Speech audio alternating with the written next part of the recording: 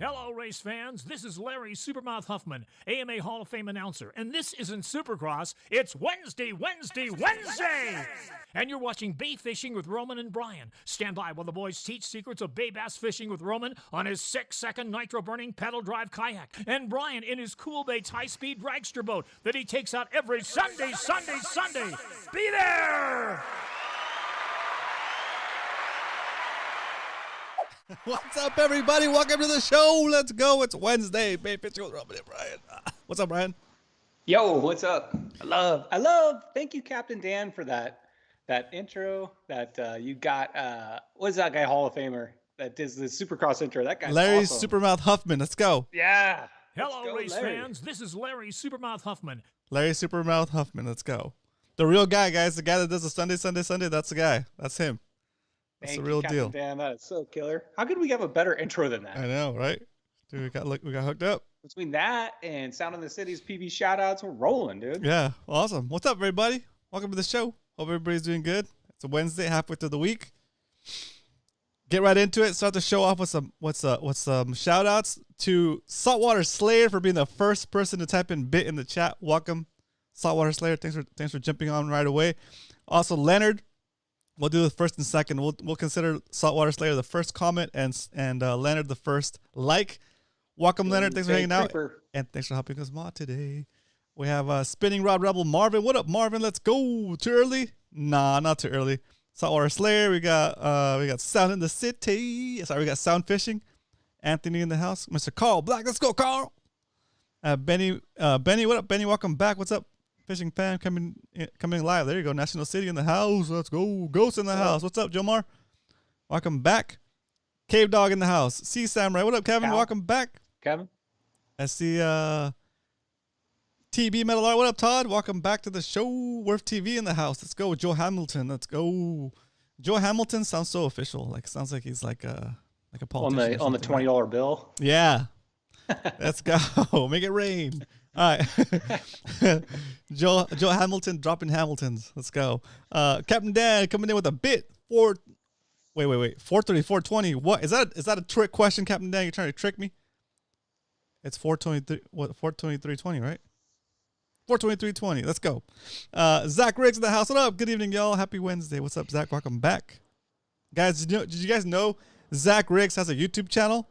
If y'all didn't know, I do. If y'all didn't know, go look him up. Zach Riggs. In the house. I think I've seen most of his here. videos. What's that? Do I have a scratch here? It feels like I have a scratch here. Weird. I'm gonna scratch myself. Let's see. I need to start wearing mitts. Doug Rubin in the house. Doug Rubin El Sueño in the house. There's Joe Hamilton again. There he is. Peter 86. Let's go. What up, Peter? Welcome back. Ironfish in the house. Ironfish is Say it. I'm spacing. Elicio. Elicio in the house. Let's go. Bam. What's up, Ironfish? I got Eric Klein. What up, Eric? It's been a while. Welcome back. All right, let's go. Scale of 1 to 10. Is that it, right? We do shout outs and right into pop talk because we're not wasting any time today, guys. Oh man. Been doing this for 2 years. That's On right. a scale of 1 to 10. We got a big show tonight. 10 being the best pop top you ever heard in your life. 1 being the worst. Rate this pop top.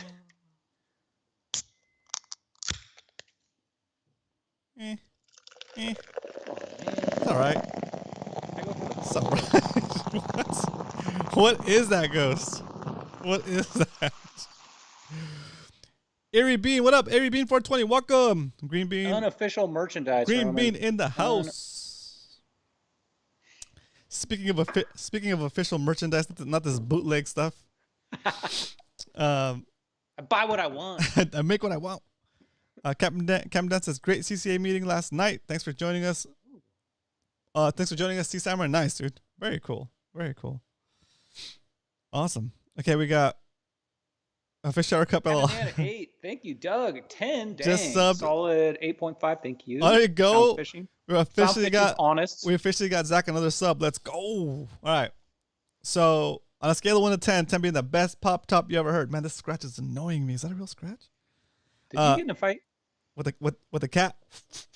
Throw your hands. Did you take Dink? No. I want him back. Scale 1 to 10, 10 being the best pop top you ever heard in your life, 1 being the worst. Rate this pop top. Oh, that was nice. So much better than mine, dude. That was way better. That was a ripper. That was solid. That was a good one. Cheers, everybody. Happy Wednesday.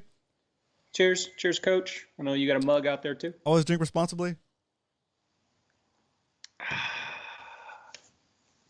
Always drink responsibly. Sugar kills too, not just alcohol. Just kills slower. Okay, what do we got? That's a dope shirt, Brian. Salty Crew jackets, hats, and shirts are really all I rock, says Saltwater Slayer. Saltwater Slayer, you're slacking, bro. What do you mean that's all you rock? You need to be rocking some MMFC gear, such as... I think every shirt I own is a Bam! fishing shirt. Saltwater Slayer. Mad Max Fishing Club shirt. Let's go right into that. We're going right into the announcements, boys. So last week I had this shirt up here. It's a throwback. This exact shirt is no longer available. We had it on the store for a limited time for founding members when we first started the club. That's the exact drawing I had when we were designing this during one of my live streams where I was just drawing stuff, right? And then was it Tyler? It wasn't Tyler. It was Jet. He's like, draw a Mac. So I did my version of a Mac, and then we made it into a shirt because I thought they would look cool, like on a shirt, like a pretend club. And that pretend club turned to a real club, and here we are. So This is the original one. I just modified this bottom line where it says mad-max.com. On the new one, it says madmaxfishingclub.com. And it's now currently available in the shop. If you type in shop, ! Shop into the chat, it'll pop up for you guys. There it goes. I just typed it in for you. And so that shirt's available now. The new version of that shirt, we're going to call it the members only shirt. Okay. This was printed on the back. It has the details about the club, Mad Max Fishing Club. Trying to do it backwards. San Diego, California. Established 2020. Okay. That's it. That's the official shirt. That's pretty nice, but that mask below it, I don't know if they can see that too. That They can see it. Legit, dude. Yeah, it's one of the. It's like the Black Series. So it's like not just like realistic. The front, yeah, it's not just a front plate. It's like the real deal. Nice. Like going to battle with it. It has the voice changer too. Nice. All right, let's move on to some announcements. I'm going to announce this one more time. Okay, let's do it. March 26th, MMFC outing. We're going up to Newport to put a beat down on the Newport Bay. Go. See what's up there. See if we can get some big spotties. See what's going on up there. What's up, Aaron? Welcome. And, we got a couple MFC members that are up there. I know Lane lives up there. A couple guys that live up there maybe want to show us around. You don't have to give us your secret spots, but if you want to give us the grand tour, the VIP tour of Newport, that'd be awesome. So March 26th, details will be that we'll finalize all the details, meetups, times, buddies, whatever we're doing. We're going to finalize that on the Fishy Hour before that, which is March 23rd. So I'm suggesting with the gas prices now to find, like Roman was saying, find a buddy, see if you can carpool up there because it's about a 2-hour drive, guys. Nice. If you're driving a truck like me, that's a lot of gas. Oh, cool. Okay. No more questions about Newport. If you do, type them in right now. I'll see if I can answer them. But just put it on your calendar, March 26th, 8 a.m., Newport Dunes. March 18th, not this weekend, but next weekend, we got Spotty Bowl coming up. It's in SD Bay for everybody that's in a vessel. Everybody that's shore pounding are the only ones that can fish either bay, but we got that coming up. You guys already know the rules. We've gone over those a million times, so get ready. We're only 2 weeks away, so this would be your pre-fish weekend if you're pre-fishing. There you go. Okay, Roman. Yes. I ordered a rod about 3 weeks ago. Interesting. And I've been wanting to know what's any updates on my rod? Let's see. I messaged the people over at Seeker yesterday. No, was it yesterday? Day before yesterday? Yeah, day before yesterday. I think it was on Monday. I was trying to get you guys an update for Monday, but I didn't hear back until yesterday. So it's not bad. That's pretty good response time actually on a text directly to a manufacturer. So kudos to them for getting back to me so fast. Just find said text. Let's see, here we go. We have okay, so officially, the official response to "Hey Rick, any updates on the rods?" I'm going to I think I've still so we're down to 10. Okay, we have 10 rods left. That's another thing. And somebody was asking about when to expect to receive them, so that's what I was asking. So he said probably need 2 weeks. Okay, so probably need 2 weeks. That's as of yesterday. So I'm gonna say about 3 weeks, just to be extra generous on the time there. So 3 weeks. Sweet if he could get them by the Newport, because you could hand. Most of us are going up there, so you could hand deliver them at the Newport. Oh, that's true. Oh yeah. Get them all. Go pick up the rods and have them in hand for when we see you guys in Newport. That'd be cool. Cool. Yeah. So that's the status on that. If you want a link directly to those rods, there's still 10 available. We got 20 made. All the details, all the specs on the rod will be at !rod ROD. Okay. Erie Bean 420. What up, Erie Bean? Oh, hey, what's up? Your daughter. What's your daughter's name? Let's see. Madison Clancy wants a shout out. Hi, Madison. What's up, Madison? Do you fish? You should be fishing with your pops. And that's part of tonight's show. Perfect. So we're going to talk about that a little bit too. Mm-hmm.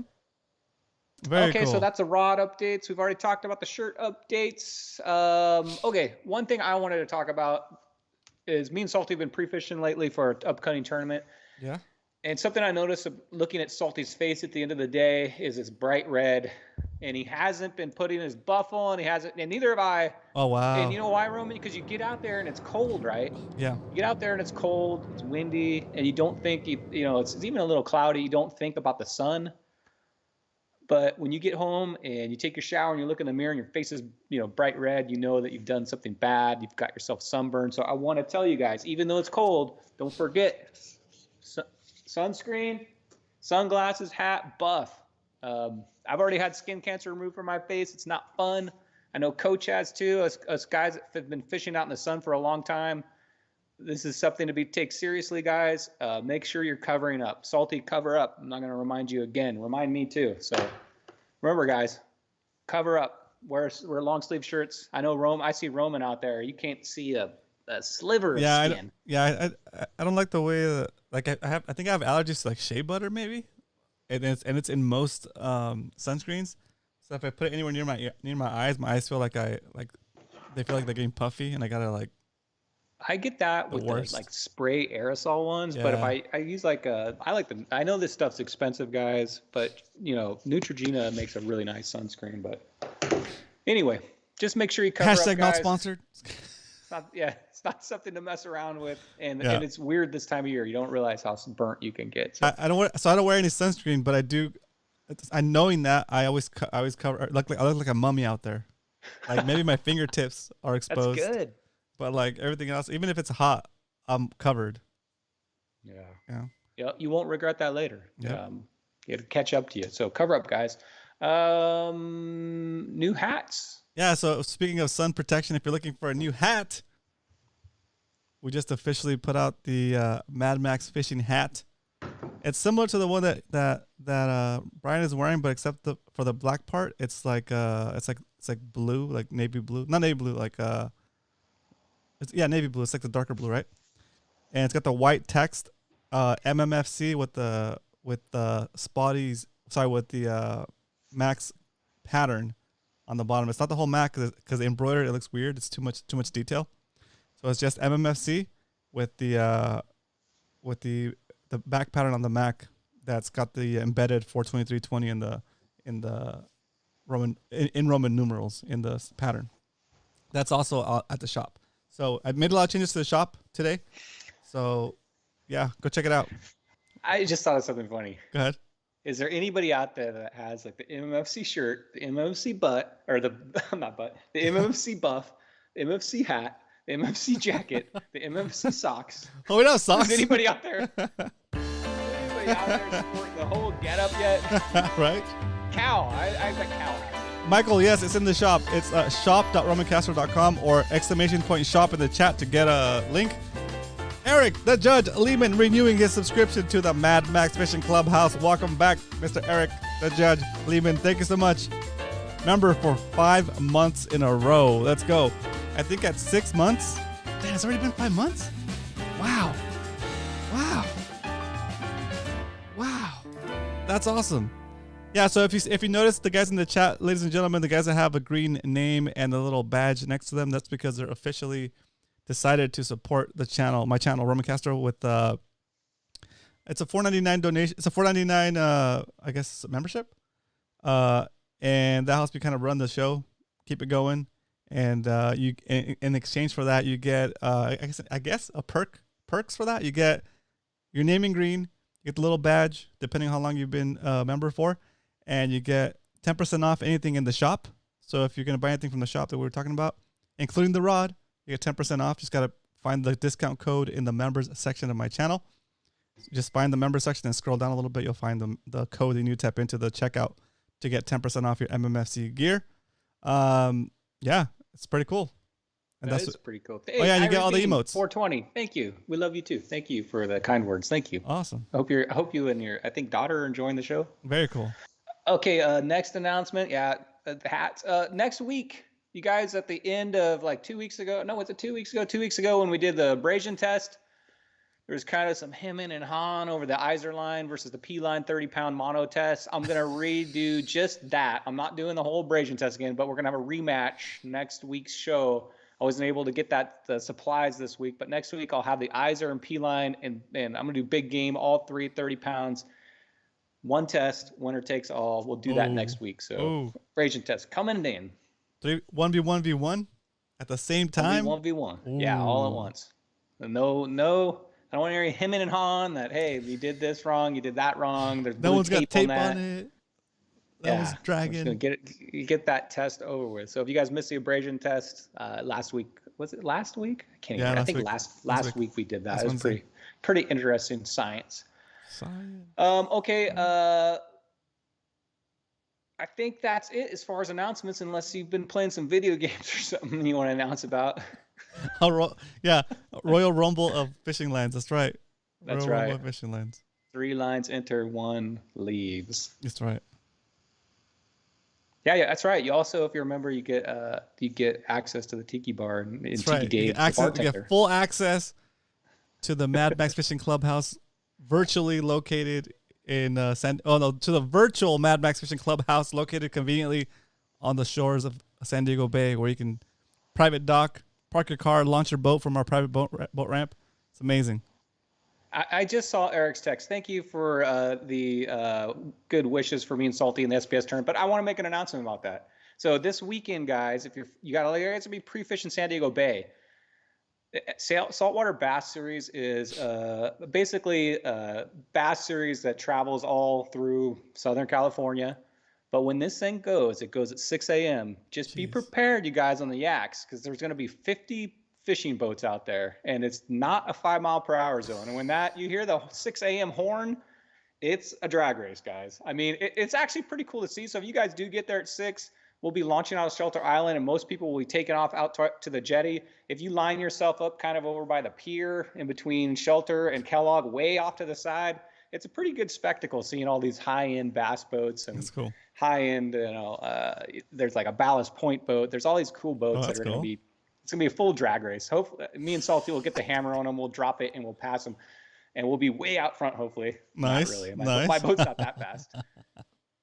But I do have an announcement, and I'm going to make this for you, Roman. What's that? We have a new person in the SPS tournament this year that's going to fish this one and only round. And who is that, Roman? Who is going to be out there? It's got one eye. It's got one eye and 2 thumbs.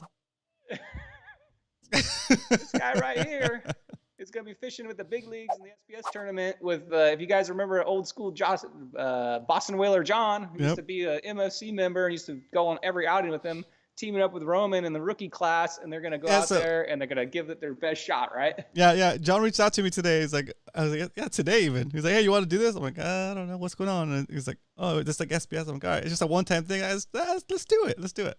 So I'm going for it, boys. I'm going for it. Gonna test my skills. Gonna test my skills against a bunch of other rookies.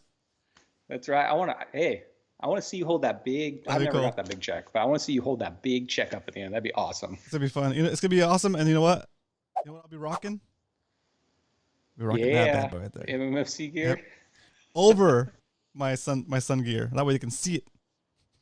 Just stay out of my spot, bro. That's gonna be fun getting you out there on that. Okay, guys. So if you read at the beginning of the show what this show is gonna be about, it's we're titling it "Baits We Broke Up With," and what is that, Rowan? Baits, bro. So basically, all right. Oh, before I get to that though, I want to talk to you about a bait. So me and Salty have been pre-fishing every weekend. What? Nothing. I was messing with this. Sorry. Me and Salty Dangler have been pre-fishing every weekend, and I wanted to share a bait with you guys. And I don't know if you guys have fished a lot of spinner baits, but this spinner bait matched with this curly-tailed Berkeley gulp has basically been tearing up San Diego Bay. I mean, almost every single cast, I would say, I'm getting a legal sand bass, spotted bay bass. This is the bait to go with, guys. I mean, it's unbelievable. I can't tell you enough. I've been fishing this constantly. It's been getting bit. I'm showing you exactly what it is. Throw it, keep it down on the bottom, and you will get a legal, guaranteed, Roman. I'm guaranteeing that. What's the actual soft plastic part? What is it?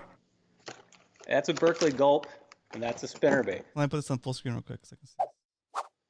Yeah, but what shape? What shape? Flip over the. I'm sorry, curly tail. Oh, cool. Oh, yeah, like little grubs. There you go. Yeah, so perfect. Okay, so this is why I did that. I bamboozled you guys. I'm sorry. Wait, I was taking notes over here, bro. Okay, so this is why I did that. How many times has like a YouTube influencer like me or Roman or Kevin or Coach or Muto or whoever has talked to you about a bait like that and said, hey, this bait right here is the bait, and we all go out, we look at that and we're like, oh man, I got to try that bait. How many times does that happen to you? It's happened to me a million times. I'm always looking at baits. I'm always looking at pictures. I'm seeing what people are doing, and I'm trying to catch a trend or try something new. And that has happened to me a lot. And because that, I have basically started my own tackle shop in my garage of stuff that I have bought, tried, and maybe put aside, maybe try it again another day. But I'm just thinking, Roman, how many times does this influence us when we're trying to find that hottest bait, somebody that says something, and do we jump on the bandwagon with that bait? Roy says it happened to me with cool baits. Oh, zing! But cool baits is one of those ones that we keep throwing and keep getting. Yeah, nice. So my entire garage is filled with baits like this, baits that I give a shot, or I just think that, I see people catching stuff on. I want to try it. I want to get on that trend too. I want to see what the next hot bait is. So we're going to talk about some baits that we used to use and baits that we've broken up with, Roman. Baits that we were like maybe hot at one point, but all of a sudden, they're still good. We're not disparaging anything. They still work, right? They still work, right? But for some reason, they're just sitting there collecting dust. We stopped using them, and you don't know why. But I've got a whole garage full of that stuff. Okay. A few more questions I was going to say. We're all looking for the latest and greatest. Here's a good example for me. When you interviewed Kevin, way back in the day, when you were doing Thursday interviews, yep, he talked about that Colt Sniper jerkbait for 20 minutes. Yeah, I got like 3 or 4 of those. As soon as he was and that was prime time La Jolla. We're all and I had fished that before, but I really didn't think about it that much. But after him talking about the weight transfer system and upgrading the hooks and blah, blah, blah, all this stuff, I went out and bought that thing, right? Because on Kevin's recommendation, and it was good. That's a great bait. Good bait. But how much does this influence us to buying these baits, seeing this stuff? And I still use that Colt Sniper, but that's an example for me of somebody that's a really fishy person that gave me some advice, and I went out and got it. So that's me following a trend, I guess, right?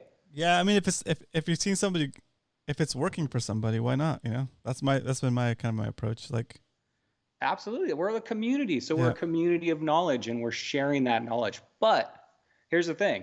Sometimes, let's just take cool baits. I use cool baits constantly, and I'm really good at fishing that bait. And I can, I probably influence cool baits a lot on this channel just because I use it a lot.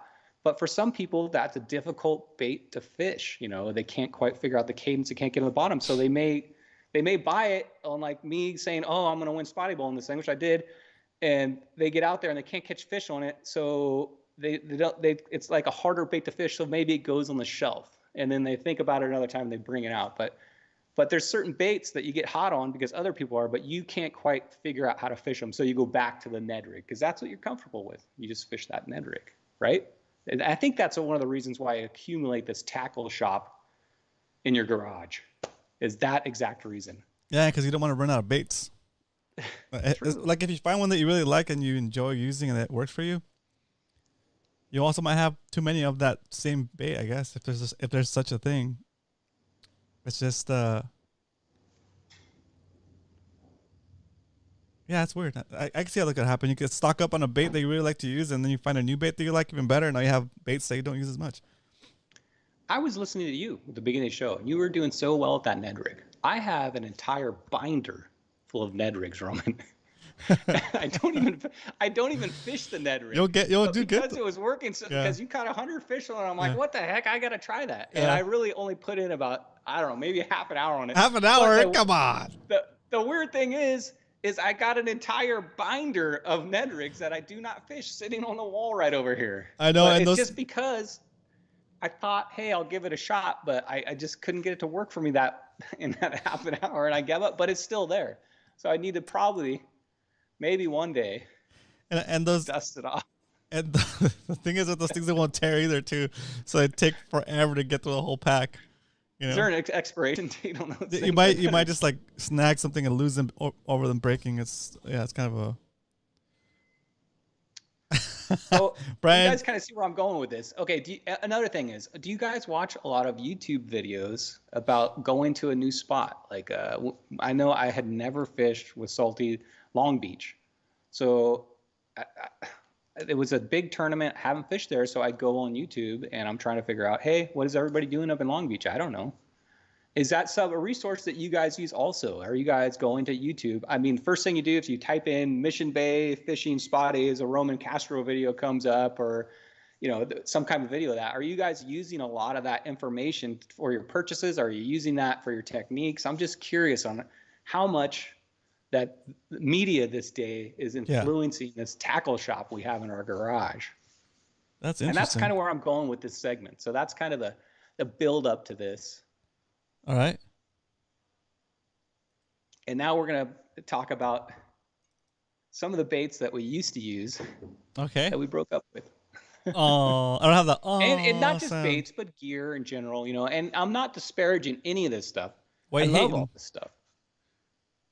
But I just haven't been giving it love lately. All right, so I'm going to start out. It worked. Do you guys hear that? All right, let's see if it worked. Tell me what you guys heard. You guys hear this? Leonard! All right, cool. I think I figured out a way to put more sound effects into the show. Michael Tran said he remembers the Banjo Minnow. Michael, I'm old enough to remember the Banjo Minnow commercial. And I'm not kidding. I'd be flipping the channels and that Banjo Minnow commercial or the Flying Lure commercial would come on, and I would sit there and watch that for like 2.5 hours. Oh, it was just it was like a 24-hour infomercial of that lure. And I'm pretty sure I still have a package of the Banjo Minnow or Flying Lure, whichever one it was. That's funny. Yep. So yeah, I mean, that's another lure that was on the shelf that we got influenced by to buy. And you know what? Those things worked. I know a guy who fished those things in the bay, and he said the Banjo Minnow was tearing it up. That's funny. Honestly, I'm a little confused by the premise, Brian. But like, just from my point of view, I think watching YouTube videos is a great way to learn about new styles of bait. Right? If the guy's like just trying to sell you stuff, like. No, I'm not saying if somebody's just trying to sell you. Okay. But if you're watching somebody get bit on that stuff, and like it's in your local area, you probably watch the video. You can see kind of like what zones they're fishing. It's a learning tool, Total learning tool. And like I see like guys like Aaron Kruger that fish like every single day, and when he's posting that picture of that spotty, we're all looking at the fish, but we're also all looking at, hey, he's catching it on the Savage Gear 8-inch trout. Holy mackerel! Yeah. Maybe I need to try that. But you got to realize, guys, you can't just go out and buy some of these baits and expect to like me, go out and buy a Ned Rig and expect to catch 100 fish in a day. You Why have not? to put in the time on those baits. Oh yeah, it's easy. It's good. We need to go out. You can That's teach me so the Ned funny. Rig. I'm just interested. We should do. It could be any like we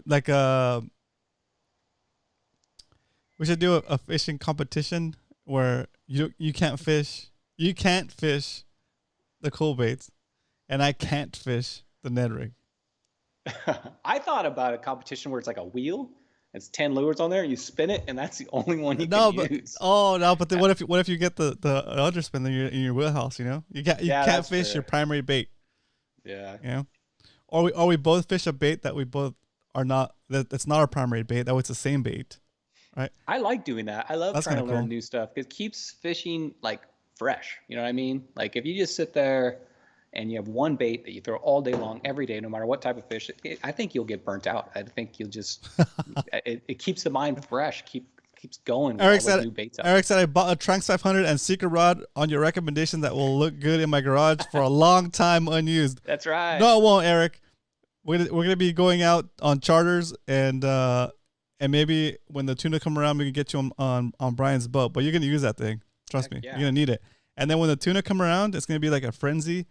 Everybody's gonna run out of rods and reels if they haven't already in the shops, and you're gonna be sitting pretty because you're gonna have the combo you need to take advantage of the tuna being around. Trust me, that's what happened last year. Everybody was scrambling for any rod, any reel they could get that was in that range, and they're buying stuff that was like, still quality stuff at the shops, but not ideal, not the right exact size that they needed. You know, it's like, oh, this is good enough. It's gonna get me out there, right? So. It's a investment in your tuna future. If those tuna come in like they did last year, I'm taking every day off that week, and we're gonna rotate. I mean, hopefully I can get Kevin to go out and teach me a little bit more about it. But we're gonna rotate. It's gonna be a bluefin frenzy, dude. What's up, Mark? I hope that comes in. We're catching bluefin 5 miles offshore, Roman. It was crazy. That's cool. Yeah, very cool. Okay, here's another question. You found that hot bait, Roman. Yes. The Ned Rig. Yes. Once that hot bait slows down, because it's some lures are like seasonal, you know what I mean? It's like the slow pitch jig. I know when that thing is hot, that thing is on fire. It fishes good most of the year, but there's a certain time of the year where that thing's on fire. Not saying it doesn't work other times of the year, but there is a certain time of the year where that thing's on fire. So that's another thing. I think these things get pushed back away because some of these lures aren't as good in winter as they are in summer. You put them away and you're like, and you got to rotate the rotation back out. You got to remember in your mind that, hey, this bait is good this time of the year. Yeah. I feel like the Ned Rig or that style of bait, like the finesse fishing was good all year round, dude. Your Ned Rigs are year round good. So if you were in a fishing tournament this weekend, would you fish the Ned Rig? If I had like a really fat, like a heavy one. Mm-hmm. If I was in Mission Bay, definitely. Mission Bay, shallower water, probably, right? Slay the Ned Rig, yeah. Okay, so I'm gonna try to figure out a way to do like a Ned Rig style bait with that gigantic dragon tail. You know, something like that. Does that dragon tail float? It does, doesn't it? It does, yeah. It'll be like a fat Ned Rig, hopefully. Anyway, I'm giving away my strategy to my competitor. So Brian's in the Masters division. I'm in the rookie division, so we won't be competing against each other.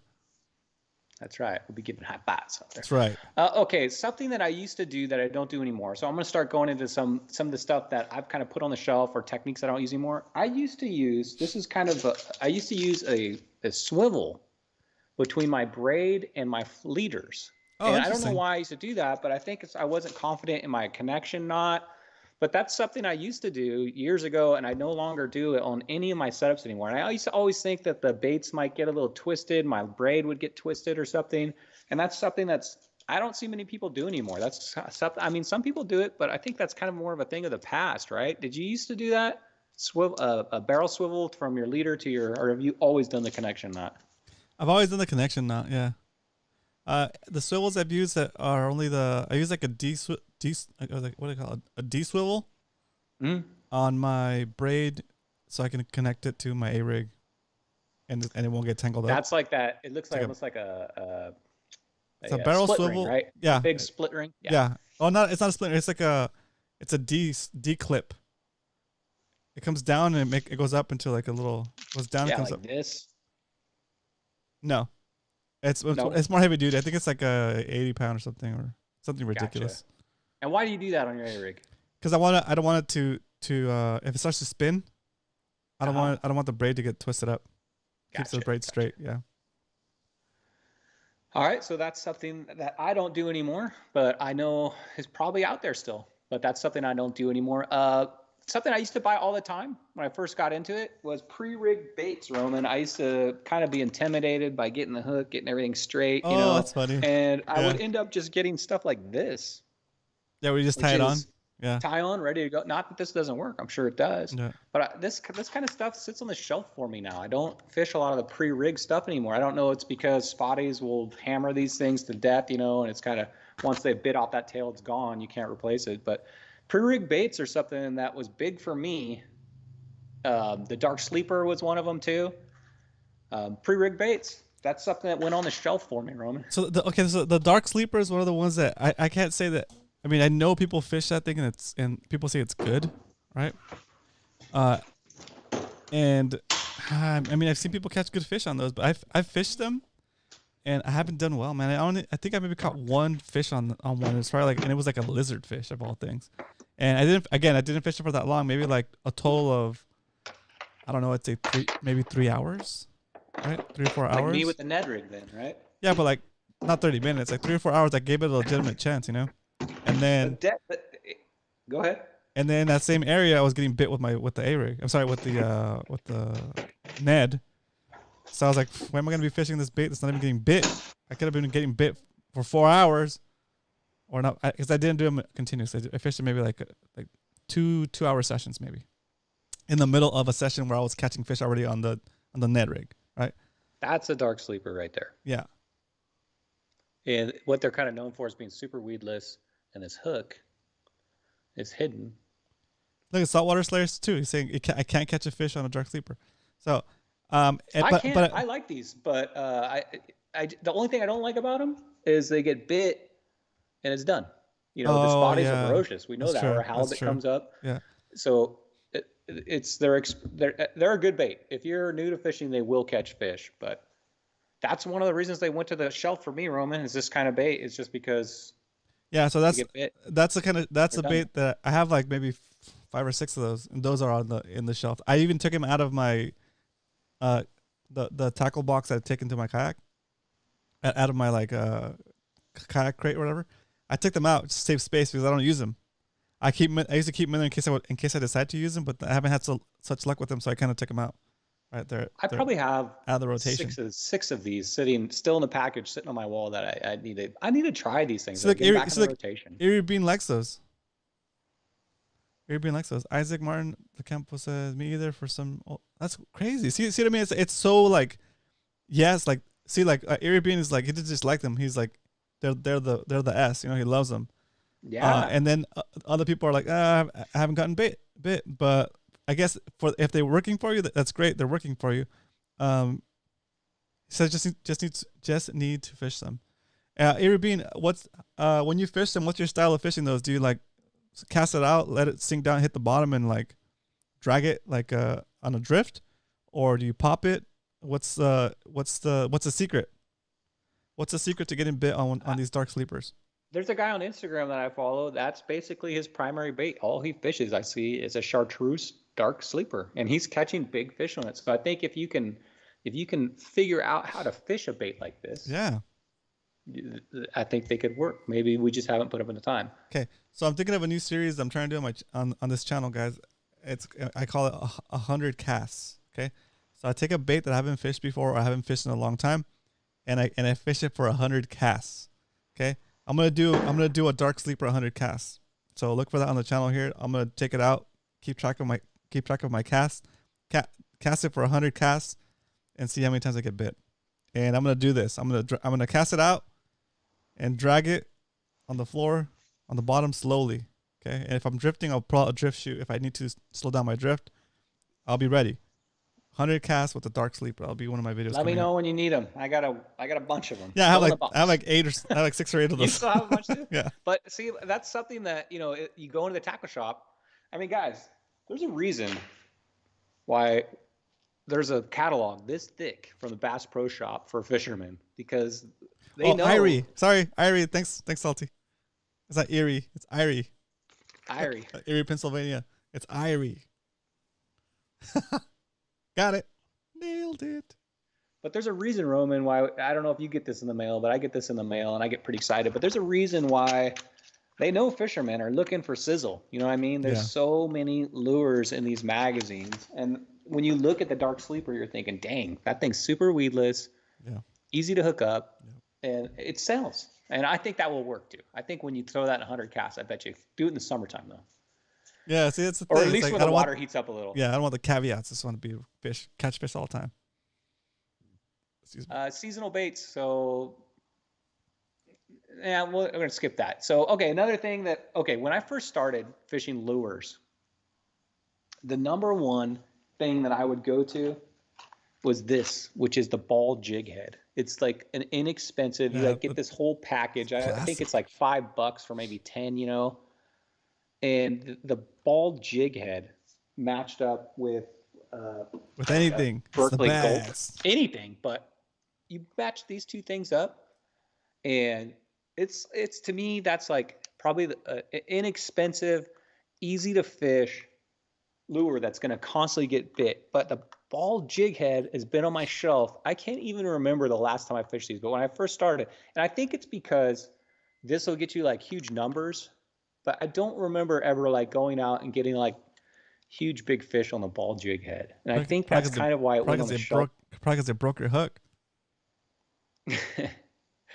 Maybe. I have broken hooks on these, but they worked, Roman. They worked, and all of a sudden they just kind of went away. I think with me, the A-Rig kind of came in the picture, and that thing was like, I was more of not into so much as getting like a bunch of fish, but more like in trying to get more quality of fish. Yeah, that makes sense. And so this thing went on the shelf for me, and I look at it and I miss fishing this thing because it's so basic. It was just like throw it in, let it sink. You know, there's not really, you could just let it sit on the bottom sometimes and it would get bit, like the Ned Rig. You know, it's such a throwback to me, and this is a bait that I miss fishing, and I want to try it again. I want to get going again. That and the Berkeley Gold and whatever swim bait you put on there.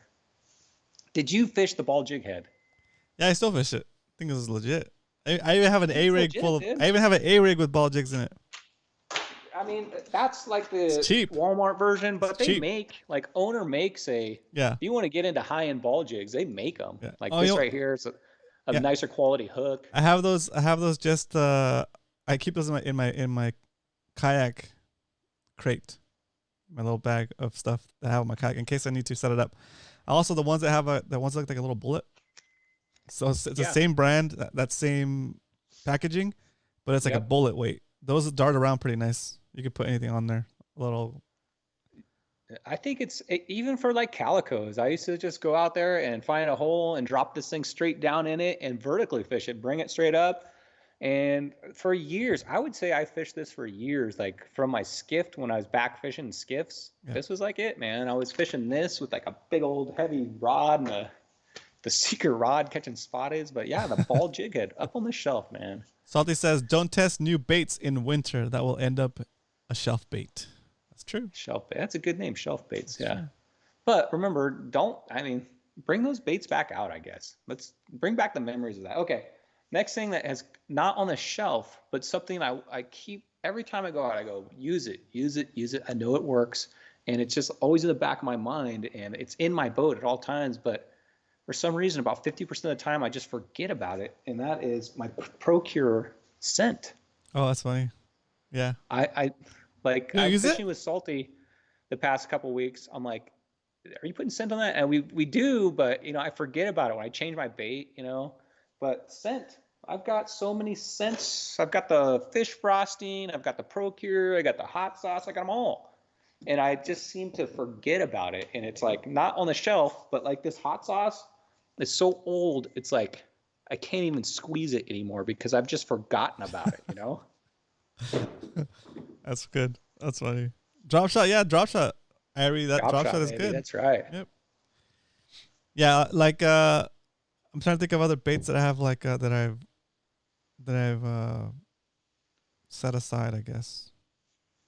You want to know a weird thing? Okay, I always am keeping track of what's going on in the fishing community. I'm out and about. I'm watching Instagram, watching YouTube, and I can almost pick out almost any MMFC member that I know and tell you their fishing style. I know Adobo is like a drop shotter. I know you're a Ned Rigger.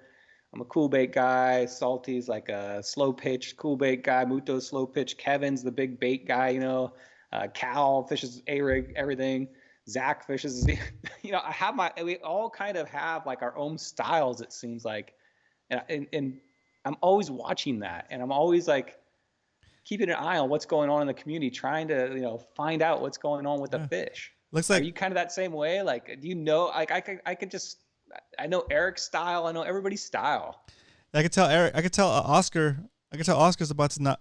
I could tell Oscar doesn't want to catch fish anymore. He said his Ned Rig is heading for the shelf for him. Oh no! As I could tell Oscar's not gonna get bit anytime soon.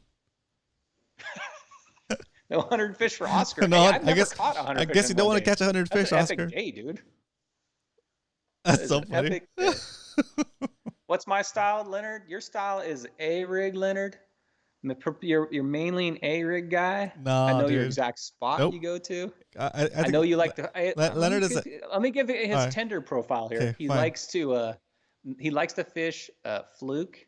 He likes to fish white baits. He fishes the A-rig, not the XL, the regular Recon. Sometimes he dabbles with a cool bait, but he's not too confident in it. What do you mean he catches leopard sharks, bro? He wears a blue hoodie. He catches leopard sharks with cool baits. He's single. Oh, jeez. You wanted it, Leonard. You got it. He's There's available, ladies. Yeah, you guys, I know your profile. You wanna what's it called? You're You here to learn about catching. I got a good catch for you. He catches 15-inch fish. Slaying. Yeah. What's on the word call? But what up, Hyder? Welcome to the show. Glad you're here, buddy. Not enough likes. Hey, you're right. Hyder is a like police. Let's go. Thanks, Hyder, for the reminder, guys. Thank you, Hyder. 42 people in here, 26 likes. What is going on? What is going on? Okay, here's another bait that I'm a total sucker for, that I walk into the store and I see it and I'm like, oh my God, look at that thing. And that is like a super realistic baits, Roman. That like, okay, so for instance, I'm just going to take this. I like Chase Baits, Australian company, but they make like super realistic baits. So you see this guy right here? Oh, yeah. Let's see. I'm going to turn upside down just because it's kind of in the box for it.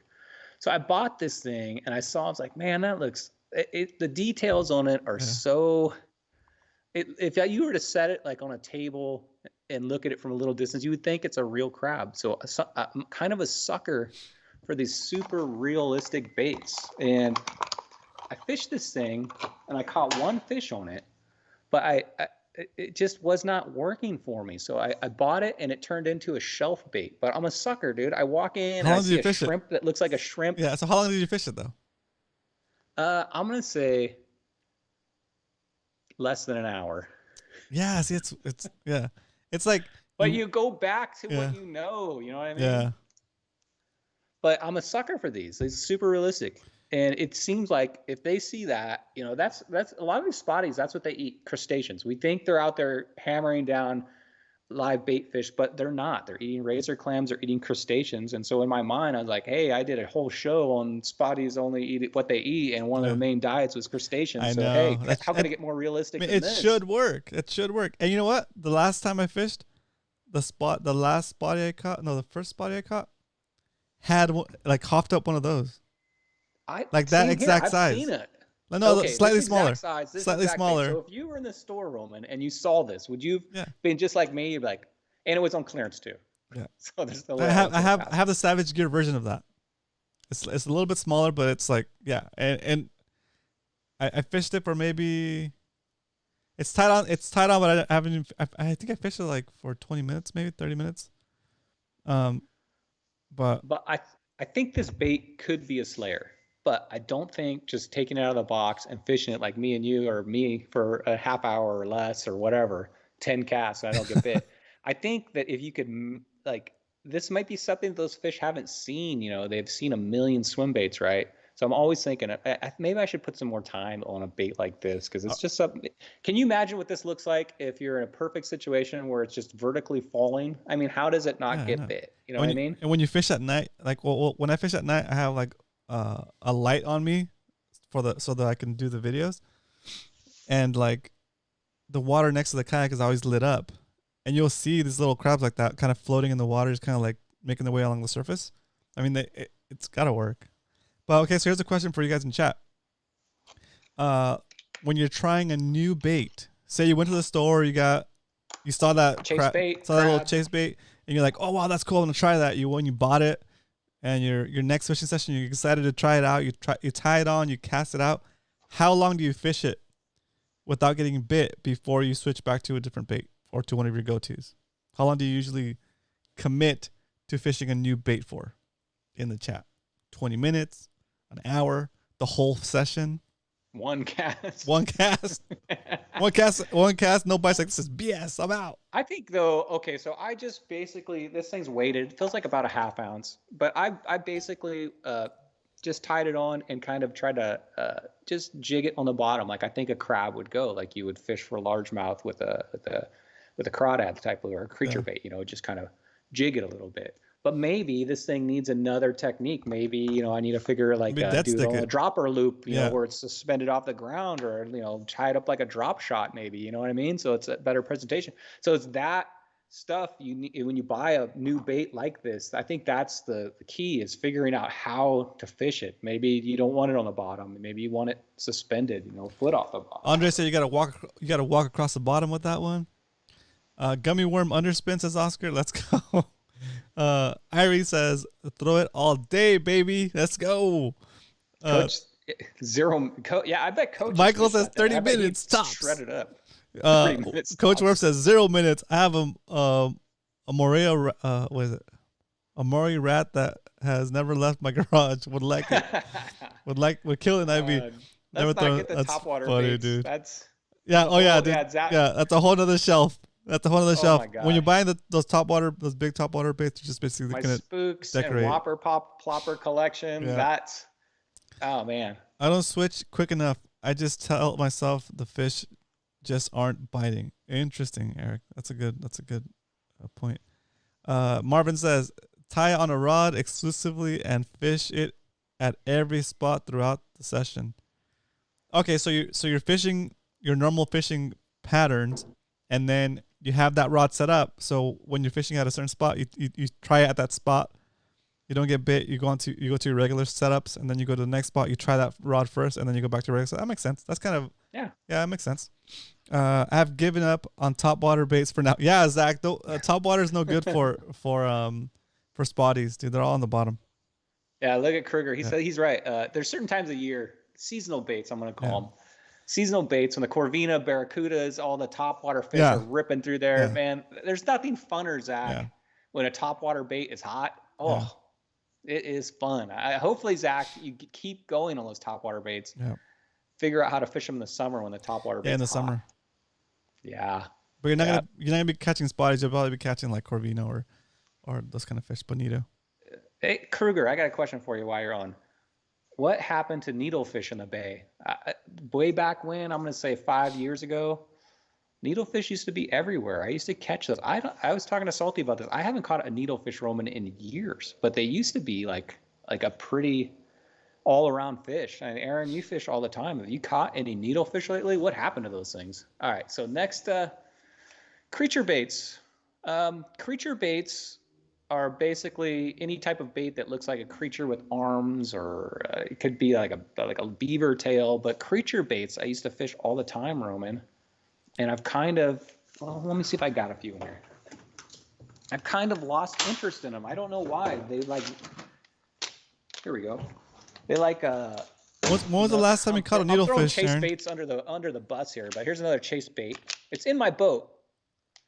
Oh, the little beaver tails? They fish vertically. Yeah. Awesome. but it's something also that I probably have, I'm not kidding, 30 packages of different creature baits that are just sitting on my shelf. Because at one point I was fishing them a lot. I was really into creature baits. Oh, fishing style. I know that Eric the Judge fishes creature baits because I've fished with them, and he fishes creature baits, and they do work. But it's like a on the shelf thing for me again. Yeah. Are your creature baits on the shelf? Yeah. Yeah, I have there's a company that also makes Reaction Innovation. They make little beaver tail ones. Mm-hmm. The Reaction Innovation, they look like little paddle tails. They're not a creature bait, but it's the same company, Reaction Innovation.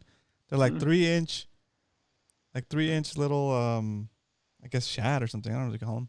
They kind of basically look like swim baits. Those things are pretty good. Yeah. And are they on your shelf? No, they're in my kayak. Okay. And have you been fishing them lately? I use those I haven't been fishing lately because I haven't been trying to catch halibut. I fished them with like a extra wide gap hook through it and like a bullet weight.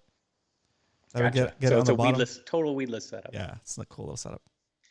It's nothing better to me when you can figure out that total weedless setup that gets bit, because you can fish it so easy and you get it everywhere. Aaron says, last summer caught a needlefish on 2 smaller treble jig. Yeah, but Aaron, what happened to those? I don't know if everybody remembers the needlefish, but it looks kind of like a barracuda but skinnier, and it's like a beak of a mouth, like a little pincher mouth. But for me, they're non-existent. Creature baits are good for vertical bait. That's right. When I fished with Kruger, he was fishing creature baits while I was fishing other stuff, and he was fishing big creature baits. Oh yeah, like on a hook with a skirt and stuff. Or I think it was more like a squid style looking one, cool. but cool. He was doing good on those. Yeah. So okay, next thing. So kind of what happened to me in the past when I first started. This is a question too that was asked. So we have in Discord we have a fishy hour questions, and I thought this would be a good segment also to answer this. And this was Bacon Bit. I don't know your first name, Bacon Bit. You're gonna have to be called. If you guys want your real name to be used in the show, you guys need to send your question with your actual name too, guys. Okay. So Bacon Bit sent me this question about his wrist getting, I guess, fatigued throughout the day. Okay. And this would be my advice. Bacon Bit, are you fishing a reel this size? Because this is what I used to fish when I first started, like a big spinning reel. And since I've been fishing for, a long time, I kind of got away from this size reel. And now all I fish is this size reel. So if you're fishing with a heavy spinning setup, the amount of fatigue you're putting on your hand, you don't realize how many times you cast in a day. If you're probably casting hundreds of times. And you may think that the ounces lead up to pounds, I guess. I guess that's kind of is that a term? Yeah. But if you're fishing a big reel like this all day, you're going to get that fatigue. I don't think no matter who you are. I don't care if you're Jean-Claude Van Damme, you're going to get some fatigue. Maybe not if you're Jean-Claude Van Damme, but if you're not Jean-Claude Van Damme, you might get a little bit of fatigue on your wrists. So back in the day, that was what I fished. That was it. I fished the biggest reel. I thought, heck, what if I get into a big stingray? I want to be ready for it. I was always thinking, yeah, but if I go out and fish this, what if I get that big fish? I'm not going to be able to get it in the boat, or I get that 30-inch halibut, But I found out through the years that these new reels, these little lightweight reels, including the bait casters, are so good now and the line is so good too, that you can get in a 30-inch halibut. You can get in a 28-inch Corvina. You don't need to go out there and get something that's capable of catching a yellowtail. You can get away in our bays with these little spinning, little bait caster setups, and that will make your day so much better too. The majority of fish you're going to catch, if you're fishing for spotties, are going to be 1-pound fish. And that's just the way it is. You're not going to be pulling in 30-pound halibuts all day long, or 10-pound halibuts all day long. So, and if you're fishing with lures, you're probably not fishing for stingrays either.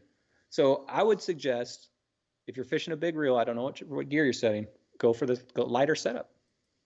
And I would go, like, this is one of my go-tos. It's a 1,500 size reel. And I have all the confidence in the world in a 1,500 size reel to pull in a 16-inch spotty, no problem, all day.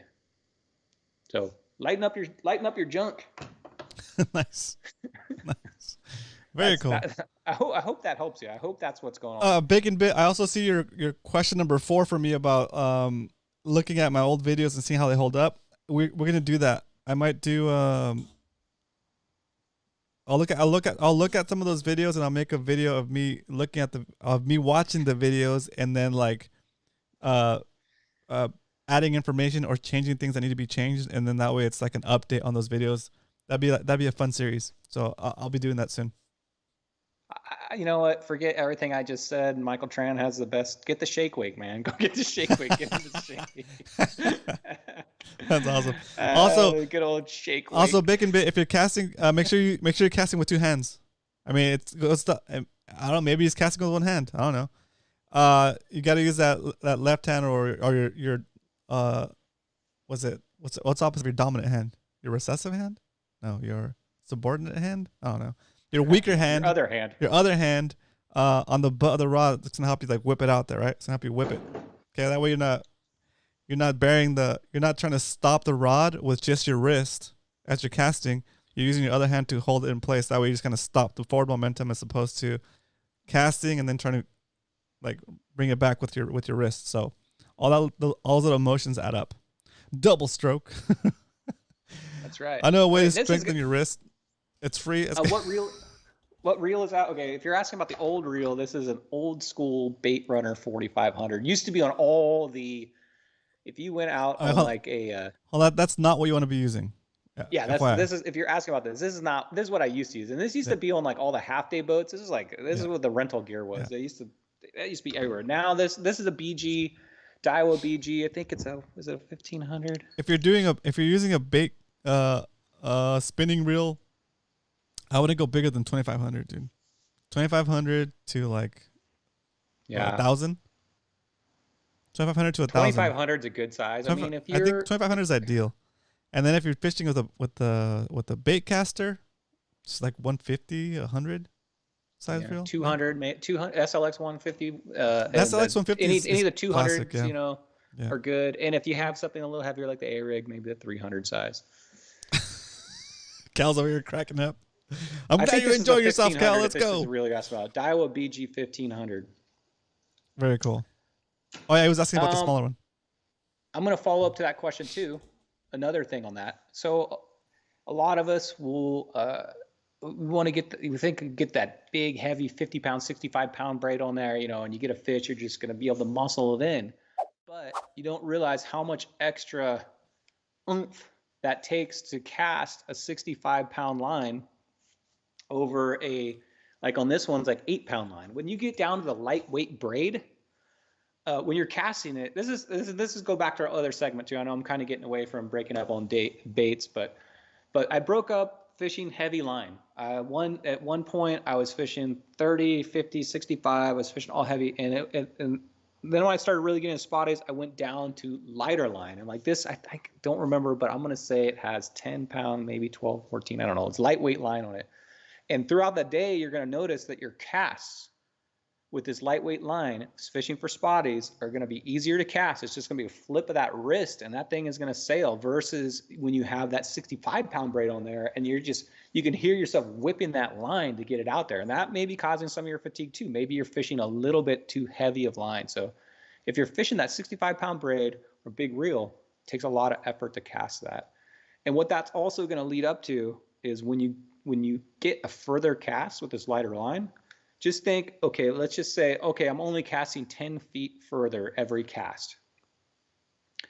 But over the entire period of the day, I'm not good at math, but let's say you cast 100 times, that's an extra 1,000 feet of strike zone that you're getting.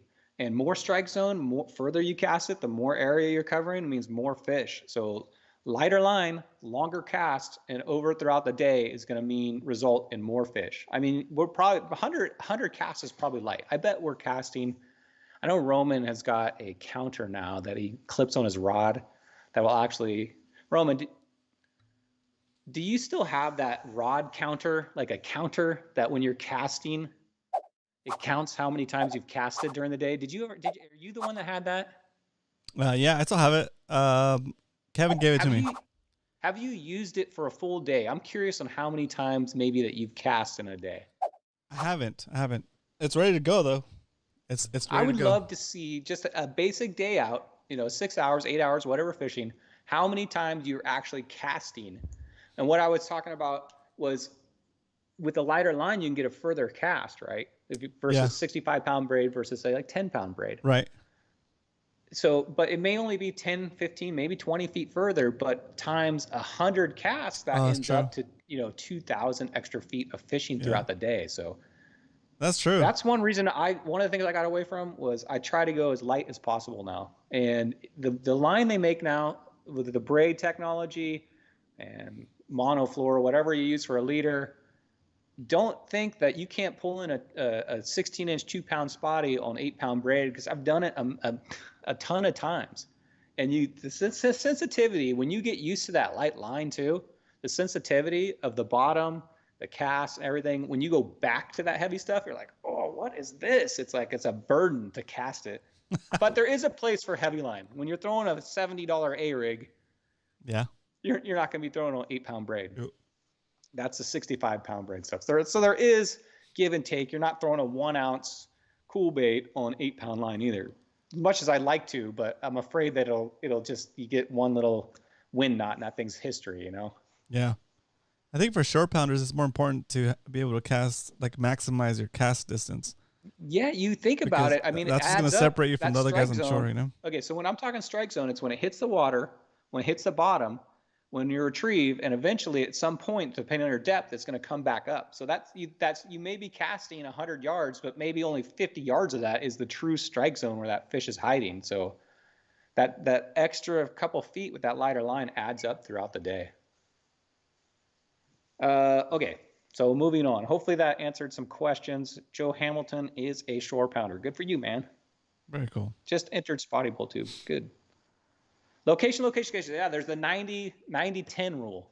90% of the fish live in 10% of the water in the bay. So you're exactly right on that location. So you can fish that entire bay maybe and never find a fish, and you're fishing your bait exactly the way it should be fished. You're fishing the bait that they're looking for, and it's the hot bait of the month, but you're still not getting bit. It's because you're just not in the right spot.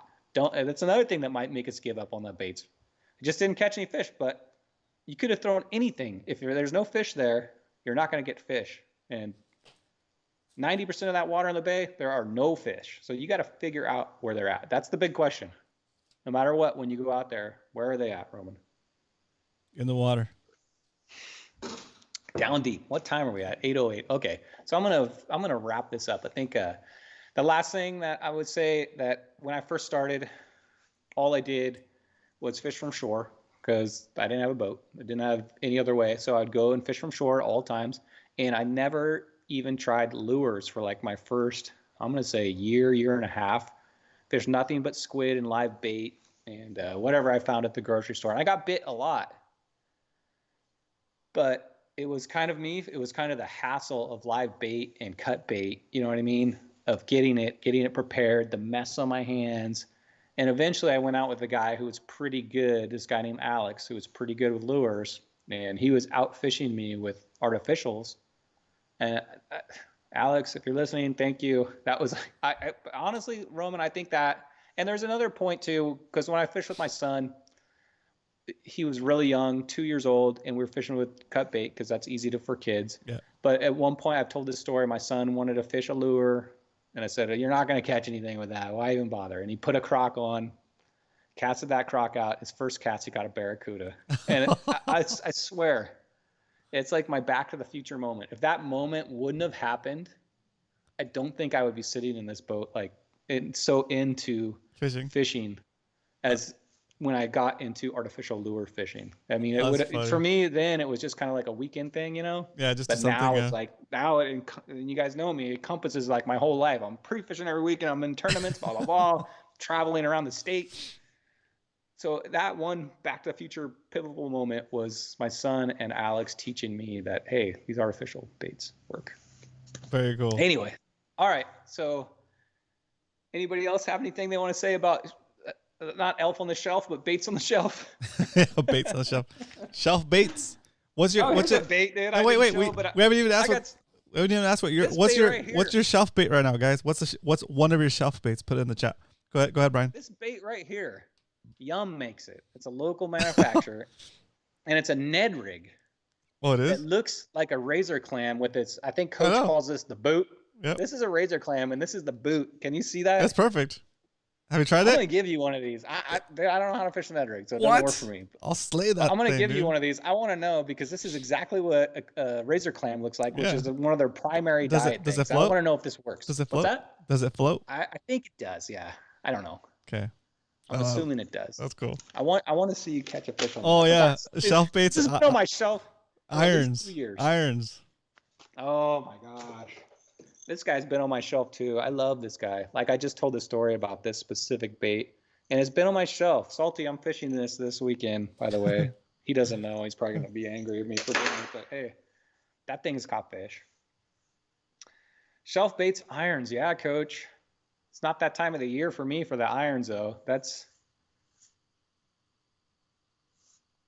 cool. Crankbaits. Oh, don't even get started on the crankbaits. I'm so disappointed in myself for not getting into fishing the crank. So I went to the SBS tournament in Newport, and even this guy right here told me, Brian, the crankbaits are hot in Newport. Remember when you told me that before the tournament? Because you said you went up there and you're like, oh, crankbaits are hot. And I didn't. I just wasn't listening to everybody. I didn't fish the crankbait at all that day. And during the weigh-in, the guy that wins the competition, who gets the 2.9 pound spotty, I go, dude, what did you get that on? Crankbait. And I'm like, a deep diver? Deep diving crankbait. I knew it. So I knew it. Let me show you guys something. I've got an entire box that I travel with in here of crankbaits. And it's just gone up on the shelf on me. Just haven't got into them.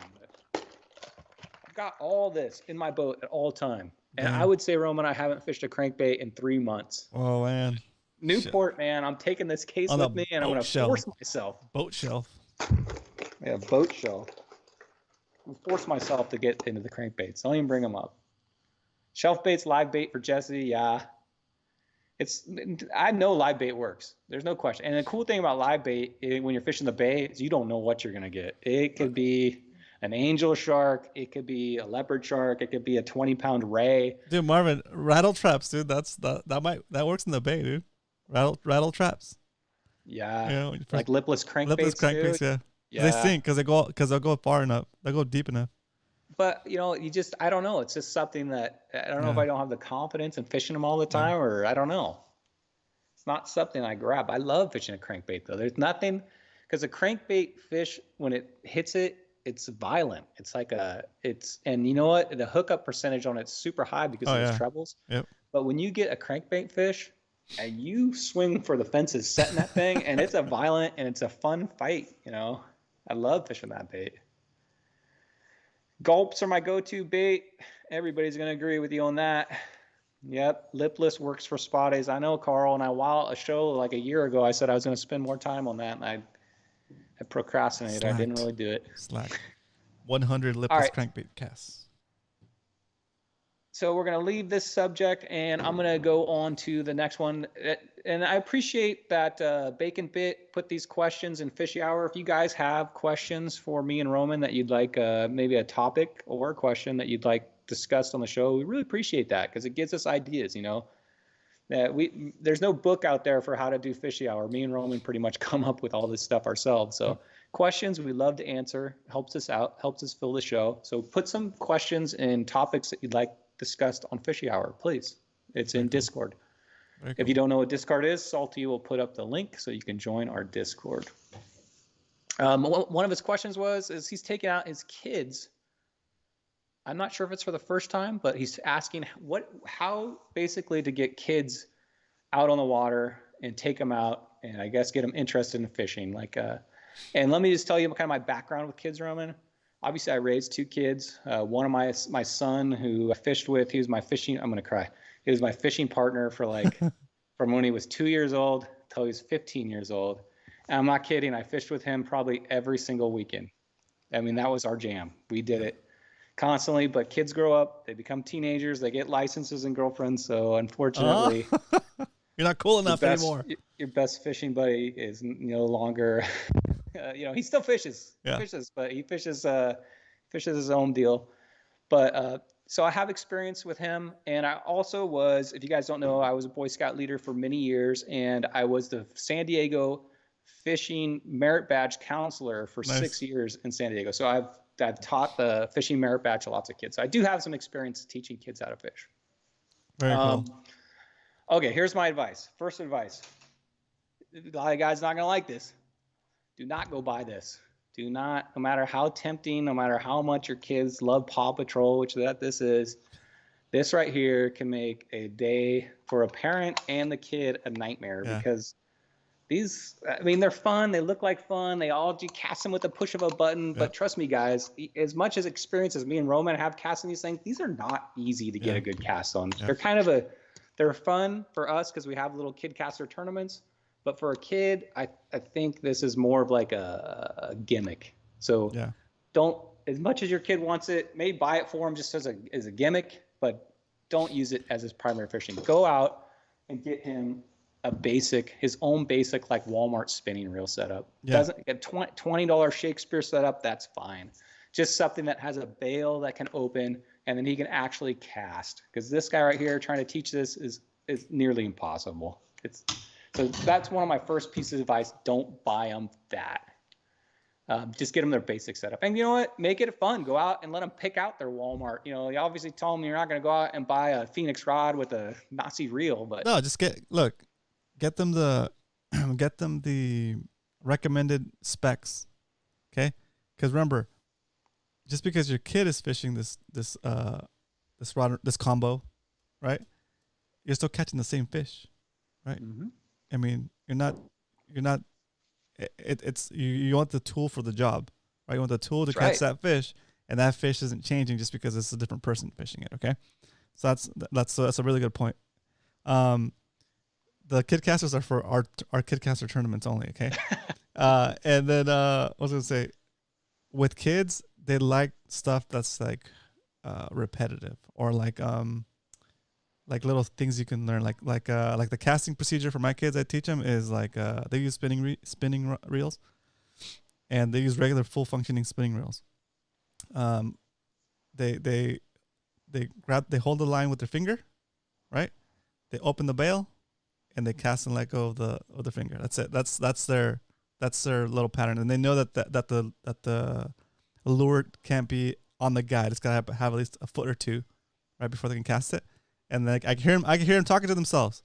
They say, grab the line, open the bail, cast. Yep. And that's it. It's think of it like a gun, Yeah, they let the trigger go. Yeah, they once they get that, they'll do it. The other thing is, as soon as they get bored, as soon as they say let's do something else, you got to do something else, because then they're gonna get turned off to it, right?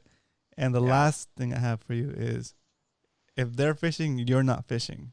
Because then it's like, you don't want to be catching all the fish. Yeah, and you want to be right there next to them when they get bit, so you can walk them through it.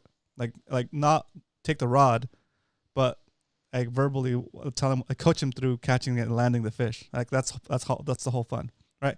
And they might feel like, oh, it's too much, right? Because they're little, right? They get tired. Yeah. Or it might feel like it's too much. So you'll see it in their face, like they'll try to give up. And no, you got this. It's right here. It just hold on. And when it stops pulling on you, you can start pulling on him. Just walk him through it. And it makes it exciting, right? It makes it cool. Like you get to relive that feeling of the first bite too. So it's pretty cool. That's what I'm going to elaborate. Go for it. Basically hit all the hot points I was going to hit, but I'm going to elaborate just a little bit on it. So you talked about casting. Before you even go to the water, hopefully you have like a little backyard or a park nearby. Just tie a little rubber or something on there, whatever. Tie a G.I. Joe on there and go to the park, put a hula hoop or a bucket out there. And before you even get to the water, practice casting because they're gonna that way when you actually have the big day, maybe just go to the park for a half hour. That way when you have the big day, you've already taught them all that. So they're going to have more time out there fishing. So practice the casting before you get out there. As much as us fishermen say, let's just fish whatever. Salty Dangler yelled at me this weekend because I almost said I wanted to take the day off because it was pouring rain, but we went. When you take a kid out, pick a good day of weather if you can. Don't go out when it's freezing cold. Pick a good day. that's true. And especially if it's their first outing, don't say we're leaving at 4 a.m. Don't make it like a miserable That's thing. true. We're leaving at 4 a.m. in 30-degree weather. Bring snacks. Irie, thanks for jumping in today, dude. I'm glad you were in the chat. Thanks for participating so much. Have a good night. Yeah, exactly. You want the whole experience, especially if it's the first time taking them out. You want that whole experience to be like, whoa, that's cool. Let's do that again. You know, like you want them to feel like they can't wait to do it again. Yeah. Yeah. Snacks. Pick a good day, not too early. Definitely, you know, I was saying like when I was going across the country with kids that you already shared this story, but they're like the best thing with you did it with your kids. I just did it. Yeah. It was when you pull in that gas station on the way to fishing, you say, okay, we're fishing today. Go in and get yourself some snacks and give them like a $5 bill and say, hey, you know, let's pick out whatever you'd like for the day. These are your snacks. And then it starts that moment, that day on a positive note. So yeah, snacks. Okay. Next thing I'm going to recommend, and if this is in your budget, is to rent a skiff. If you can get a kid in a skiff, if you don't have a boat or you can't get them in your kayak, if you can go out there and rent those skiffs, you could talk to Roger or Brandon at Dana. And I want to say they're $60 a day, but I'm not sure. I think they're around that. At least that's kind of what they used to be. Day. Yeah. If you can get your kid out on a boat and it makes the day feel like, I don't know, versus say, not that fishing from the shore is bad with a kid. That's fine. But if you can get them out on that skiff, kids love it. Get them on that little engine, you know, steering around and having a good day out. That'll make that day a killer day that they'll remember if you can get that skiff because you're out on a boat. That's true. If he's got a buddy too that's into fishing, if you can bring a fishing friend, if they're old enough where you can control 2 kids in a skiff, 2 friends in a skiff catching a boat, or what am I saying? 2 friends in a skiff catching a fish, they'll love that too. So, and don't fish too long. Don't be like, okay, we're fishing from 6 a.m. till dark. Make it especially their first time, make it a small window. You know, what would be your small window? Maybe 3 or 4 hours, if that. Only if you bring enough snacks. Yeah. Bring enough snacks. Yeah. And remember, fishing sometimes when you're fishing with kids is just kind of you're out there to fish, but don't forget to like drive that boat around or walk around and look in the little tide pools, you know, and see what's in there. Yeah. You know, make a whole day out of it. Fling a Dorito to a seagull. They like stuff like that. Yeah. You gotta keep it. Let them know what's coming up.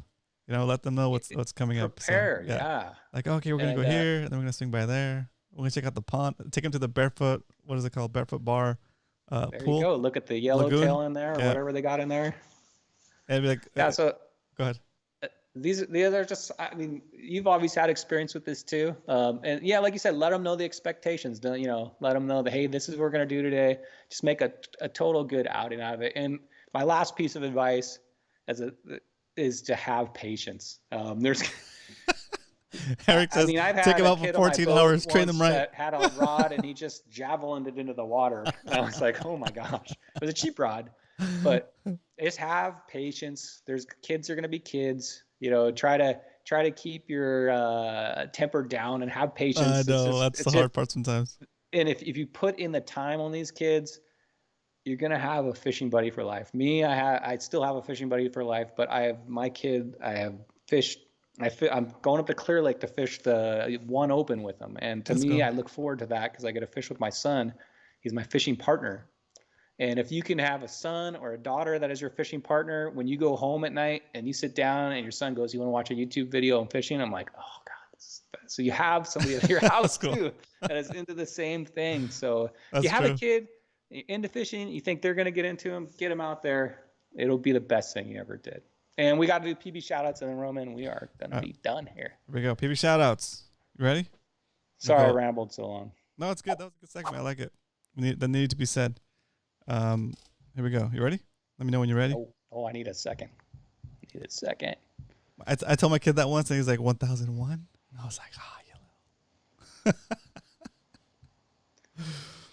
All right. So, do you guys know I have a gaming channel now? It's called let's see, ! Game in the chat. Game. It's called the Romanimal channel. That's my screen name when I play Warzone, guys. Go over there and give me a subscribe if you can. It would be much appreciated. I'm at 125 subscribers, crushing it. crushing it with 125 subscribers. Go over there, check it out. If you guys are into Warzone, Call of Duty type games, that's what I play. Go check it out. All right, there it is. Wait a second. What? What did one Dorito farmer say to the other? Oh, I got that one already. Cool Ranch, what is bro. It? Cool Ranch. Yeah, Cool Ranch. Got it. Right on. Zach had a good one in here earlier about what was it? Oh, hey, wait. Was it? Did you hear the rumor about butter? No. Well, I'm not going to spread it. You said that one last week or 2 weeks ago. No way. That's a fresh one. I just wrote that. No way. All right, here we go. Ready, guys? We're going to jump into PB shout-outs. If you want to be featured in the segment of the show, you need to send your fishing picture and a little caption or a little story behind what happened to Brian at Brian Likes to Fish on Instagram or through our Discord server to Brian again. Okay, so here we go. We've seen you out on the water. They say you fishing harder. I guess we'll find out this week on our PB Shout-Out. Nice. Thanks again, Sound Fishing, for the awesome intro to this segment. Here we go. Personal best shout-out. Yeah, I want to give a shout out too for Ira Bean, man. Thanks for the shout out. My 2 daughters, Madison boys, and she loves the show. Thank you guys for watching. Very cool. All right, so here you go. Cal up front. And Slaying. First PB shout out goes to, this is Iron Fish. Seen him in chat a lot right there. Iron Fish. His name is Elicio. You didn't even let me try it. Elicio. For some Sorry. reason, I cannot say your name very well. But Elicio. There you are, catching a yellowtail. Okay, my first yellowtail on live bait, Nice. and I side hooked it. Oh, what? Oh, I see The it. blood Yeah. spot is the proof of the side hook. Oh, hold on a It second. must have felt like a beast. It must have felt like a gigantic fish. You probably thought you had a tuna. He said it side hooked it, had a blood spot on the side that he side hooked it. The most crazy hookup of my life. I was in El Dorado out of Long Beach. So far, this is my PB. The Very nice. setup was a Penn Fathom 20 on a 7-foot Penn power stick. The fight lasted at least 20 minutes, and the boat he was on was very crowded, so he was doing the good old over-under dance, I guess, around the boat. Geez. He said by the end of the fight, I was literally dying. My arms were on fire for the rest of the trip, and he was in massive amount of pain. He said, "What a workout!" I know. Anytime you side hook a fish, Yeah, dude. even like a spotty, you think, "Oh my God, this thing's huge." They just come in weird. They come in sideways. I don't know what's going on, but anytime you side hook a fish, it feels twice as big as it is. Yeah, so that was a fight for him. Good catch. Nice That's cool. PB. Yeah, you can't turn their head, so they're doing whatever they want. They do what they want. Do the side eye all day. Next up, look at this beast. Oh. We got Alex Norton, longtime watcher of the show, MMFC member Alex Norton, also a species champion 2021. That's nice. Caught his PB spotty this weekend, a 16.5-inch beast. You can see it right there on the measuring board. He caught it on his Phoenix Max Light Daiwa rod with a BG 1500 reel. That's the reel I just showed. With 8-pound line. Very nice. Who would have guessed? Who would have guessed? Light line on a small rod. Okay. He was fishing it with Berkeley Vanish. He was fishing the drop shot. Thanks for giving all this information, by the way, Alex. Drop shot, Z-Man fluke. Casted in about 3 feet of water. Wow. It was cool. pull and drag like crazy. And then it hit the rocks. He was fishing from shore, by the way, guys. Yeah, that's cool. He tried cranking down his drag, and he trying to get it out of the rocks, I guess. And when he it sounds like when he lifted it up, the line broke. Oh. But it sounds like 8 foot of the line was still attached with the drop shot. Oh my gosh. So he jumped in. I guess he had to jump down a wall into the rocks and was able to grab the line with his hand. That's awesome. And he saw the fish dart into 2 feet of water and was able to grab it out. So I was actually able to get it out, pop the lure out, and he managed to stick his fingers in his mouth and pull him out of the water. So it sounded like an epic challenge to land this fish. That's crazy. That's all. Oh, he said. Joe said he won Short Pounders event with that fish. No way, really? Yeah. He said that for some reason, he couldn't get the code down. So if you look above it in water, he real quickly, it's like jacket got soaking wet. He wrote the code, which looks like ISS or something. Oh yeah, with water. I see it. On the sidewalk with water because he couldn't get the code. And he said he only had 3 minutes to spare before the deadline to submit the picture. So that's funny. I like it. That sounds like an epic story. Good That's job, very cool. Alex. Noodling a spotty. Nice. That's a nice fish. Okay, next up, we've got a couple scenic photos from Coach. Ooh. These are some. I asked for some scenic photos of him around San Diego. Man, you guys don't realize this is wintertime, and look at the beautiful place we live in. This is a sunset from a couple outings ago, which I'm trying to think where Coach is at there, and that looks like probably somewhere in La Jolla to me. And took a couple scenic photos. Thanks for these, Coach. And he said this last one here was That's actually him and Eric fishing, and then Eric actually took the photo. That's a cool photo. Nice job, Eric.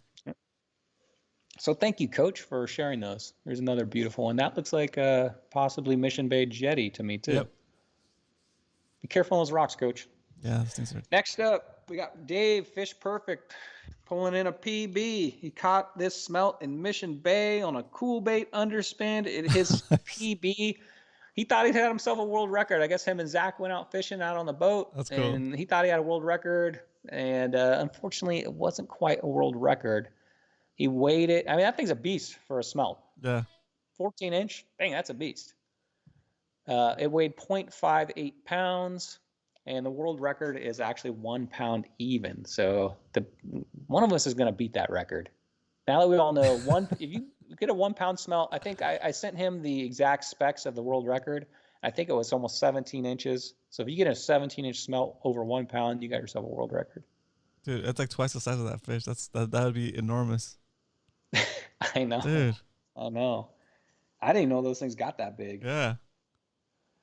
All right, next up, we got Joe Ham, the man. Let's go. I'm assuming your first name's Joe. Joe. Here's my first surf perch, very first ever. That would be your PB. Oh, very cool. And my first catch from the surf ever. Oh, wow. So awesome getting out there. Sorry. 1/2 ounce sea rig with a sandworm. Those always do goods. Berkeley sandworm. Caught this past Sunday around 4:30 p.m. It was a whopping 4.5 inches. Score. First, got the barred surf perch in Mission Beach. Cool. Well, that's cool. There was not a lot of fight due to its size. the hey, weight was fish, more. right? The weight was putting up more of a fight than the fish. Yeah.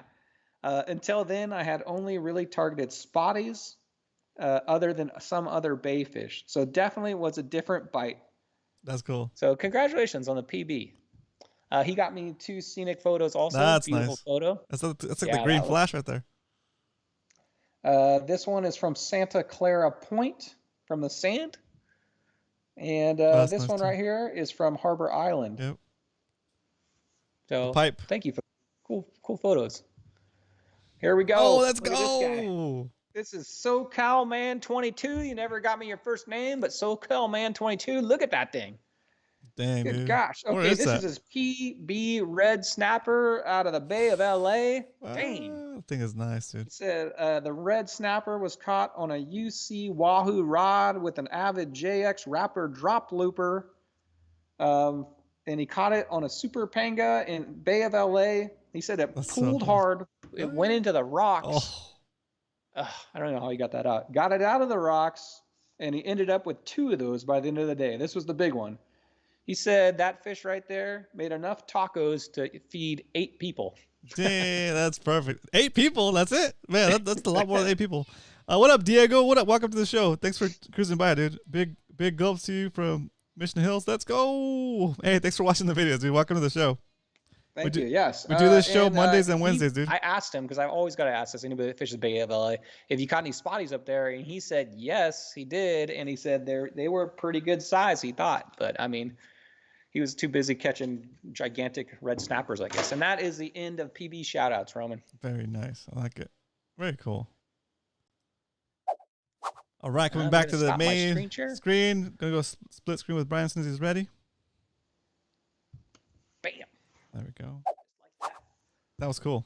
Woo! No gong tonight. I must not be doing my job. We got this though. Is this the one you're giving me tonight?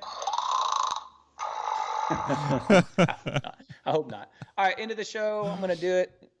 At the end of the show, I usually review a movie. I'm gonna make it super quick because we're going way over. So I'm gonna go really quick. Cutting into my Warzone time, bro. Sorry, man. I'm gonna make it quick. All right, let's do this. All right. So I gotta look at my notes to get my dates right. In 1938, Orson Welles was on the radio, and he told a story about the invasion of Martians to Earth.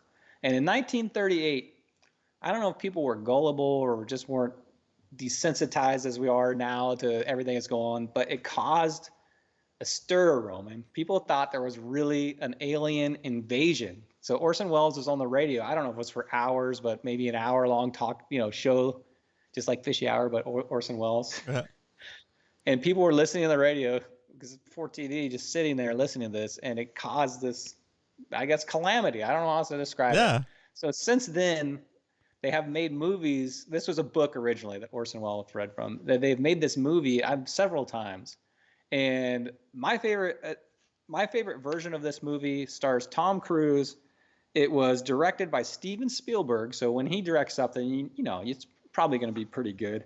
And that movie is War of the Worlds. Ooh, will it show up? There we go. War of the Worlds starring Tom Cruise. Have you seen this? I have. Okay, basically it's about an alien invasion. This dad gets his daughter dropped off with him for the weekend. And guess what? During that weekend, the aliens invade and he's got to figure out ways to survive. And of course, he's like a superhero, but it's kind of gory. There's some scenes where the aliens are capturing people. So it's not really a kid's movie, but it's one of those end of the world movies, and the world maybe survives. So it's one of those, you're cheering for the human race kind of movies. I like this movie. I like the background of how Orson Welles gave the story, and it scared everybody back then, and it probably scares kids still now, this movie. So I'm giving this 3 out of 5 max. War of the Worlds. I think it's a good movie. I'm gonna see it. Okay, this movie came out in 2015. It's been made many times. I think there's 4 previous parts to it, but when they made this one, I think it's the best one. It's an adaptation of an older movie starring Mel Gibson. And if you go to the desert, if you're like me and you go to Ocotillo Wells or Glamis or whatever, and you go to the desert, you're always comparing things to this movie because you see like a dune buggy that's all rigged up, all gnarly. You're like, oh man, that looks like that should be in Mad Max. And they remade this movie in 2015. And that movie is Mad Max Fury Road. Oh, is that the first one? Second one? No, that's a new one. That's a remake. That's 2015. That's a remake, yeah. Well, I shouldn't even. I'm gonna have to change my. You just have to tilt it down a little bit. There you go. Mad Max Fury Road. This thing, believe it or not, Roman, usually movies like this don't get nominated. This was nominated for 9 Academy Awards, including Best Picture. And movies like this very rarely get it. Have you seen this? I have. It's a good movie. Super cool movie. It takes the Mad Max series to the next level, kind of now that they've got all this CG and they can do all this crazy unreal stunts and all these crazy vehicles. They couldn't quite do that in the Mel Gibson era. They were actually using real cars. In this one, they use some real cars, but they, of course, some of it's CG.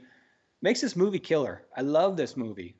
When first time I saw it, I was like, holy mackerel. It's like got a good rock and roll beat. There's actually a dude that's on a vehicle playing the guitar while battles are going on. It's like a crazy, wacky movie, but it's not a kid's movie. A lot of violence in it. Basically, it's about some people that are escaping from a tyranny, like a ruler is ruling the desert, and they're trying to escape. They steal his 5 wives, and they take off with them, and it's a race across the desert. Stop giving away the movie. And everybody's got their own vehicle, and each vehicle has its own superpower, and you're cheering for these guys right here. Hopefully they'll survive and beat the tyrant. This movie's awesome. If you haven't seen it, check it out. 4 out of 5 max. Mad Max Fury Road. And with that being said, Roman, this weekend is a tournament. Hey, tight lines, Roman. Thanks, sir. I hope you and John win the rookie. I hope me and Salty win the Masters. Let's go. This weekend, SBS tournament. You guys are out there. Give us a cheer. Give us a thumbs up. Let's go, Salty. Let's go, Roman. Let's get out there, snag grass, catch bass. I'm going to see you on the water Saturday. Later. There we go. Woo, let's go. Nice job. Nice job, Brian. That was good. I like he shortened up the slogan a little bit. I like that. Snag grass, catch bass is a lot quicker, more precise, same feeling. Actually, it feels more aggressive. It feels better. Oh, nice. Okay. All right. So shout outs real quick, guys. Thank you again, guys, for showing up today and being a part of the show. All your great questions, awesome comment. The chat's always going wild. I love it. Good stuff. If you were new to the show, thanks for coming in. I hope you guys enjoyed the show. We do this show every Wednesday, bait fishing with Roman and Brian. And then on Mondays, I do a show on my own. It's just basically, actually not on my own anymore. Coach is helping me do the local fishing scene. So come in, tune back in Mondays at 7 p.m., Wednesdays at 7 p.m. And I keep saying this, but I will start putting out more edited videos here coming up soon. I'm getting motivation in place. I've shot some stuff already, and just making sure I have all the things lined up before I start putting out videos. I want to do at least one edited video a week starting here soon, but I want to build up a little bit of a backlog before I start releasing them. So, but look for that soon. It's coming up soon. Also, I have some stuff that has come into the mail, and I want to do unboxing stuff, so I'll probably do some videos on that. Some fishing related stuff, of course, kayak gear, and then yeah. So that's the stuff I have coming up, guys. Again, edited videos on this channel. We're doing the 100 casts on different lures. We're doing the What's Down There series, basically sitting down a GoPro with a hook and some bait, see what bites it. And we're also doing the yak setup videos. So I will start with my kayak, interview you guys with your kayaks, and then go back and redo my kayak with all the stuff I've learned from checking out your setups. All right, guys. Hope you guys enjoy the show. I'll see you guys on Monday. Good night.